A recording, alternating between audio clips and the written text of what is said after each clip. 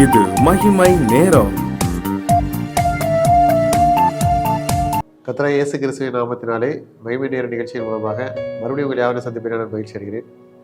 கர்த்தராகிய இயேசு கிறிஸ்து தாமே ஊழியத்தின் பாதையிலே இவ்வளவு நடத்துகிற தயவுக்காக நன்றியை மேன்மையை செலுத்துகிறேன். இந்த நாட்களிலும் இந்த 2 நாட்களுக்குள்ளாக நாம் பிரவேசித்துக் கொண்டிருக்கிறோம்.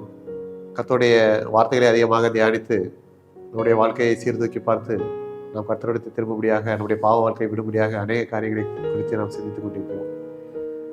நாம் ஆலயத்திலே இல்லை அல்லது செய்திகள் மூலமாக, தொலைக்காட்சிகள் மூலமாக பல வசனங்களை, செய்திகளை கேட்டு நம்மை கர்த்தருக்கென்று ஒப்பு கொடுத்து நாம் பரிசுத்தமாய் வாழ்ந்து கொண்டிருக்கிறோம்.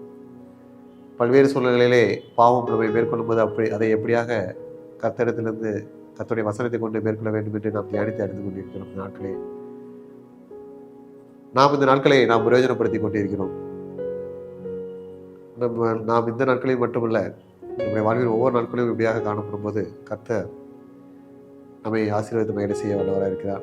கர்த்தர் நம்மை படைத்தது நாம் ஒவ்வொரு நாளும் அவருடைய வசனங்களின்படி, வார்த்தையின்படி வாழ வேண்டும் என்று. பல்வேறு சூழ்நிலையிலும் நாம் அவருடைய வார்த்தைகளை விட்டு விலகுகிறோம், நாம் அவருடைய கட்டளைகளை மறந்து போகிறோம். அதனால் நம்முடைய பாவங்கள் நம்முடைய வாழ்விலே வருகிறது. கர்த்தராகிய இயேசு கிறிஸ்து ஒரே தினம் நம் எல்லாருக்காகவும் மடித்திருக்கிறார். நம்முடைய பாவங்களை ஏற்கனவே அவர் சிலுவையிலே அவர் மன்னித்து விட்டார். நாம் பாவ மன்னிப்பை பெற்றிருக்கிறோம். ஆனால் நாம் பரிசுத்தமாக காணப்பட வேண்டும் என்றால் நாம் மறுபடியும் பாவம் செய்யாமல் நம்மை காத்துக்கொள்ள வேண்டும். அது எப்படி முடியும் என்றால் நாம் நம்மை சீர்தூக்கி பார்த்து கொண்டே இருக்கும்போது, கர்த்தருக்குள்ளாக நம்மை காத்துக்கொள்ளும் போது நாம் பாவம் செய்ய முடியாது. ஏற்கனவே கர்த்தருடைய அவயவங்கள் சிலுவையிலே பாடுகளை அனுபவித்து விட்டன. நம்முடைய அவயவங்களினால் நாம் செய்யும் பாவங்களினால் கர்த்தருடைய அவயவங்களை மறுபடியும் நாம் சிலுவையில் அறைகளாக காணப்படாமல், கர்த்தர் நம்மை ஆசீர்வதிக்க முடியாக, நம்முடைய அவயவங்கள் ஆசீர்வாதமாய் காணப்பட முடியாக, அந்த கர்த்தர் கொடுத்த அவயவங்கள் மூலமாக நாம் ஆசீர்வாதங்களை பெற்றுக்கொள்ள முடியுமாக அவர்களை பயன்படுத்த வேண்டும் என்று கர்த்தர் விரும்புகிறார். கர்த்தராகிய இயேசு கிறிஸ்து சிலுவையிலே பாடுகளை, வேதனையை அனுபவித்த உடலின் ஒரு அவயவத்தை பற்றி சிந்திப்பதற்கு ஆதாரமாக எடுத்துக்கொண்ட வேத வசனம் மத்தேயு 26:67. அப்பொழுது இயேசுவின் முகத்தில் துப்பி அவரை குட்டினார்கள், சிலர் அவரை கன்னத்தில் அறைந்தார் என்று வாசிக்கிறோம். இயேசுவின் முகத்திலே துப்பினார்கள், கன்னத்திலே அறைந்தார்கள். மிகவும் கேவலமாக பார்க்கப்பட்ட சூழ்நிலை. ஏனென்றால் நம்முடைய முகத்தை நாம் கர்த்தருக்கு விரோதமாக திருப்பிவிட்டோம். கர்த்தருக்கு பிரியமில்லாத காரியங்களை செய்வதற்கென்று நாம் உலகத்தின் இச்சைகளுக்கு நேராக நம்முடைய முகத்தை திருப்பிவிட்டோம். பாவங்களிலே சிக்கி கர்த்தருடைய முகத்தை விட்டு நாம் பாவங்களிலே, இச்சையான காரியங்களிலே நாம் சிக்கி கர்த்தருக்கு அவமானத்தையும் நிந்தியும் கொண்டு வந்து மற்றவர்கள் நம்முடைய முகத்திலே காரி துப்பும்படியான காரியங்களை நம்முடைய பாவ வாழ்க்கையின் மூலமாக நாம் நிறைவேற்றிக் கொண்டிருக்கிறோம். அதற்காக அவருடைய முகத்திலே துப்பினார்கள், அவருடைய கன்னத்திலே அறைந்தார்கள். நாம் செய்த பாவங்களுக்கு நாம் கன்னத்திலே அறையப்பட்டிருக்க வேண்டும், முகத்திலே காரி துப்பப்பட்டிருக்க வேண்டும். நம்முடைய பாவங்களுக்காக அவர் ஏற்கனவே அனுபவித்து விட்டார். நாம் அப்படி பாடுகளை அனுபவிக்க வேண்டும் என்று இயேசு விரும்பவில்லை. நம்முடைய பாவம் எப்படியாக இருக்கிறது என்று பார்ப்போமானால், எஸ்ரா 9:6, என் தேவனே, நான் என் முகத்தை என் தேவனாய உமக்கு முன்பாக ஏறெடுக்க வெட்கி கலங்குகிறேன். எங்கள் அக்கிரமங்கள் எங்கள் தலைக்கு மேலாக பெருகிற்று, எங்கள் குற்றம் வான பரியந்தம் வளர்ந்து போயிற்று என்று வாசிக்கிறோம். எங்கள் அக்கிரமங்கள் எங்கள் தலைக்கு மேலாக பெருகிற்று, எங்கள் குற்றம் வான பரியந்தம் வளர்ந்து போயிற்று. எவ்வளவு பெரிய பாவங்களை நாம் செய்து கொண்டிருக்கிறோம் என்பதை நாம் இந்த நாட்களிலே சிந்தித்து அறிந்து கொள்ள வேண்டும். சில பாவங்கள் என்று, சிறிய பாவங்கள் என்று நாம் ஒவ்வொரு பாவங்களையும் நாம் ஆரம்பிக்கிறோம். அது வளர்ந்து பெருசாக ஆகிக்கொண்டே இருக்கிறது.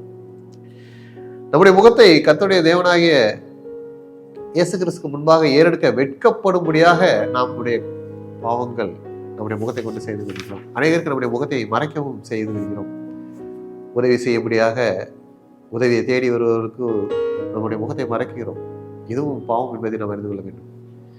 இதனாலே நம்முடைய முகத்தை பரிசுத்தமாய் காத்துக்கொள்ளும்படி கர்த்தர் தருகிற ஆசீர்வாதத்தை என்ன என்று பார்க்கும்போது, முதலாவது நம்முடைய முகத்தை நாம் பரிசுத்தமாய் காத்துக்கொள்ளும் போது நம்முடைய முகம் வெட்கப்பட்டு போகாது. ஏசாயா 29 அதிகாரம் 22 வசனம் இப்படியாக கூறுகிறது, ஆகையால் ஆபிரகாமை மீட்டுக் கொண்ட கர்த்தர் யாக்கோபின் வம்சத்தை குறித்து, இனி யாக்கோபு வெட்கப்படுவதில்லை, இனி அவன் முகம் செத்து போவதில்லை என்கிறார். நாம் பரிசுத்தமாய் வாழும்போது, கர்த்தருக்கு நேராக நம்முடைய முகத்தை திருப்பி வாழும்போது நாம் வெட்கப்பட்டு போவதில்லை. பல்வேறு சூழ்நிலைகளிலே நாம் கர்த்தருடைய முகத்தை மறந்து போகிறோம். பல்வேறு சூழ்நிலையிலே பாவத்திலே இச்சைகளிலே சிக்கிக்கொள்கிறோம். மற்றவர்களுக்கு முன்பாக நிந்தைகளையும் அவமானத்தையும் அனுபவிக்கிறோம். மற்றவர்கள் வெட்கப்படுத்தும்படியான சூழ்நிலைகள் ஏற்படுகிறது. நாம் வெட்கப்பட்டு நிற்கிறோம். அந்த சூழ்நிலையிலும் நாம் பாவங்களை அறிக்கையிட்டு பாவம் செய்யாதபடி நம்முடைய முகத்தை கர்த்தருக்கு நேராக திருப்பும் போது நாம் வெட்கப்பட்டு போகாதபடி செய்வார். கர்த்தர் ஆபிரகாமுக்கு கொடுத்த வாக்குத்தத்தத்தின்படி நம்மை நினைத்தருவார். நாம் வெட்கப்பட்டு போகாதபடி நம்மையும் நம்முடைய பிள்ளைகளையும் அவர் பாதுகாப்பார். கர்த்தர் தம்முடைய முகத்தை நம்ம பிரகாசிக்க பண்ணுவார்.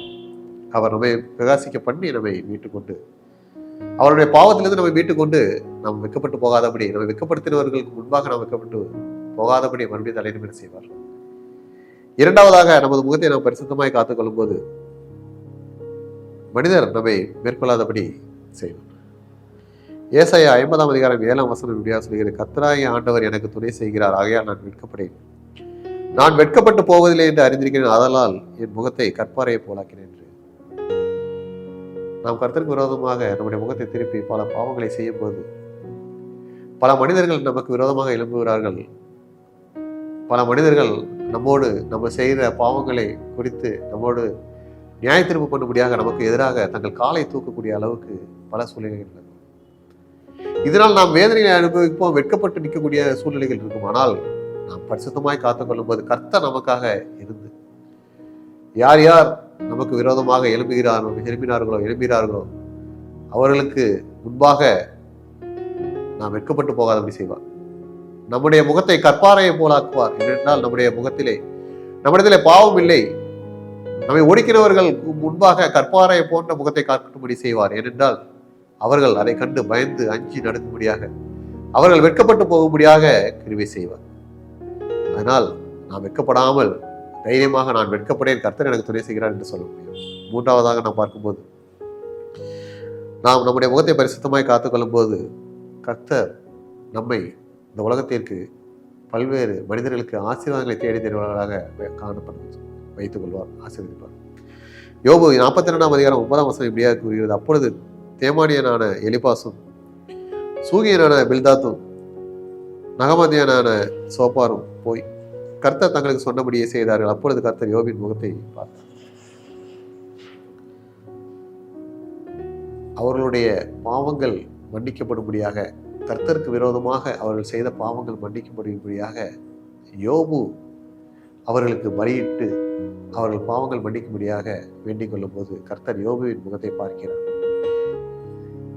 கர்த்தரை ஒடுக்கினவர்கள், அவனுக்கு முன்பாக, அவன் முகத்துக்கு முன்பாக அவனை தூசித்தவர்கள், அவனை குற்றப்படுத்தினவர்கள், அவன் செய்த பாவத்தினால் தான் அவனுக்கு தீங்கு அனுபவிக்கிறான் என்று எண்ணியவர்கள், அவர்களுடைய பாவங்களை நீக்கும்படியாக, அவர்களுக்காக ஜெபிக்கும்படியாக யோபுவின் முகத்தை பரிசுத்தப்படுத்தி யோபுவின் முகத்தை கர்த்தர் பார்க்கிறார். யோபு தன்னுடைய முகத்தை பரிசுத்தமாய் காத்துக்கொண்டான். கர்த்தருடைய சமூகத்தை விட்டு விலக்கவில்லை, அந்த பாடுகளின் மத்தியிலும் உபத்திரத்தின் மத்தியிலும். எனவே நம்முடைய முகத்தை கர்த்தருக்கு விரோதமாய் திருப்பாதோம், கர்த்தருடைய சமூகத்தை நாம் காத்துக்கொள்வோம். கர்த்தர் நம்மை ஆசீர்வதித்து நாம் வெட்கப்பட்டு போகாதபடி செய்வார். நம்மை வெட்கப்படுத்துவதற்கு முன்பாக நாம் வெட்கப்பட்டு போகாதபடி செய்து அவர்கள் பயப்படும்படியாக செய்வார். மூன்றாவதாக, கர்த்தர் நம்மை மற்றவர்களுக்கு ஆசீர்வாதமாக வைத்திருப்பார். அப்படிப்பட்டதான கிருபைகளை கர்த்தர் நம்முடைய வாழ்வில் தருவாராக. ஆமென். கர்த்தாவே, நாளில் நாங்கள் எங்கள் முகத்தை பரிசுத்தமாய் காத்துக்கொண்டு உங்களுடைய கருத்திலிருந்து நாங்கள் தியானித்தது போல ஆசீர்வாதம் பெற்ற கிருபை செய்யணுமா இயேசு கிறிஸ்துவின் ஜெபத்தில்